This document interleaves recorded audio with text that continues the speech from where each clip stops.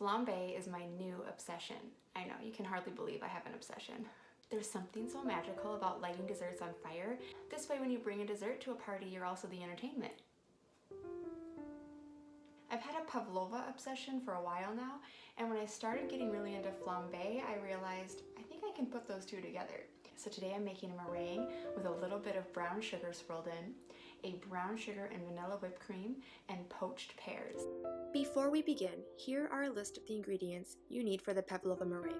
This recipe and the entire tutorial is also written up in detail on my website, Aloe Plum. To begin my meringue, I have 4 eggs. My eggs are room temperature because that is key to getting nice stiff peaks in your meringue. If you forgot to get your eggs out to warm up, which I often do, just set them in warm water for 10 to 15 minutes.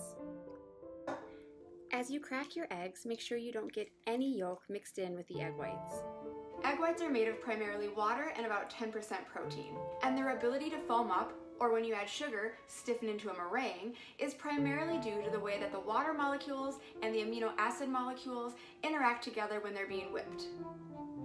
Any fat at all, like your egg yolks, will interfere with the water molecules and the protein molecules, and it will inhibit your meringue from forming those beautiful stiff peaks.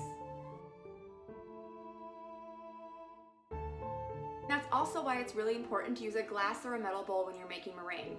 Plastic bowls, no matter how well you wash them, are always going to have a little bit of that grease residue. Make sure that your metal or glass bowl and your whisks are clean and dry, and you are well on your way to the perfect meringue.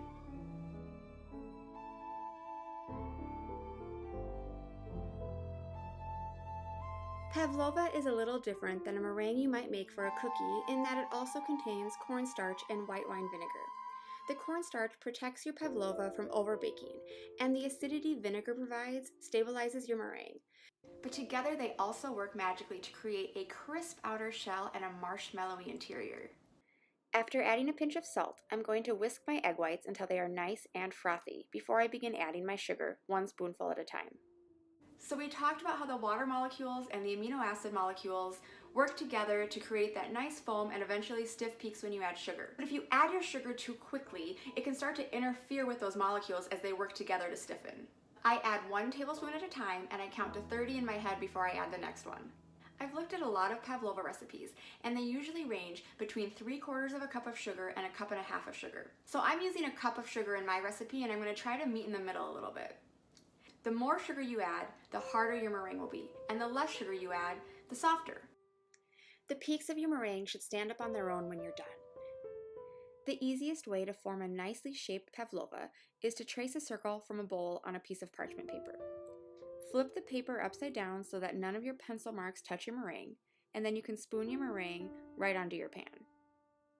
And while I love the taste of a plain meringue, since I'm topping this meringue with poached pears, I'm folding in about 1/8 cup of brown sugar too.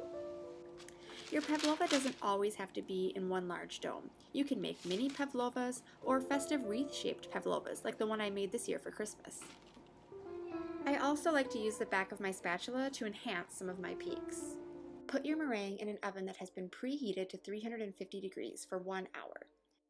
When your meringue is done, let it rest in the oven. Do not open the door. This is how to dry the pavlova out perfectly. I even leave mine overnight sometimes. Once I peel my pears all the way, I'm going to get them in my poaching sauce. My meringue's already done and resting in the oven. Don't forget to let it dry out in your closed oven as long as possible, and then I can assemble everything. It's definitely advisable to drink when you're playing with fire. Here are the ingredients you will need for the poached pears. First, I need to peel my pears. I'm going to be poaching my pears as whole pears, so I don't need to cut them at all. Then, as I prepare my poaching liquid, I'll let these pears rest in water to start softening up. My poaching liquid is 2 cups of apple cider, 5 cups of water, 1 cup of white sugar, and 1 cup of brown sugar. I'm also going to zest the rinds of 2 oranges into my poaching liquid. Add a healthy dash of cinnamon and some vanilla, and I'm ready to go. I will cover my pears and leave them to poach for about 10 to 15 minutes. They are done when you can stick a skewer or a fork in them, and they are soft, but not so soft that they fall apart. While my pears are cooling, I'm spooning fresh whipped cream onto my Pavlova meringue shell. This whipped cream is 2 cups of heavy whipping cream, 4 tablespoons of brown sugar, and a tablespoon of vanilla, whipped on high until it is stiff, but not yet butter.